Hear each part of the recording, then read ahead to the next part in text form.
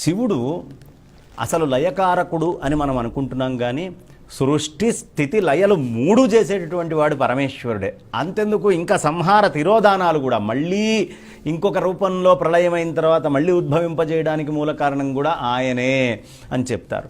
అసలు లయము అంటే అర్థం ఏమిటి?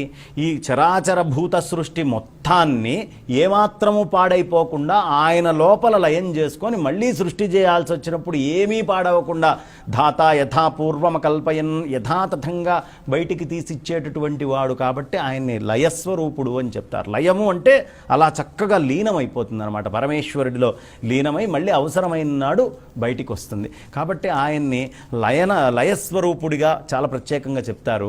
అసలు ఆత్మస్వరూపుడైనటువంటి పరమేశ్వరుడు విష్ణువుని విష్ణు పురాణంలో తీసుకున్నప్పుడు చైతన్యమైన పరమాత్మగా చెప్తారు. శివపురాణం తీసుకున్నప్పుడు శివుణ్ణి చైతన్యమైన పరమాత్మగా చెప్తారు.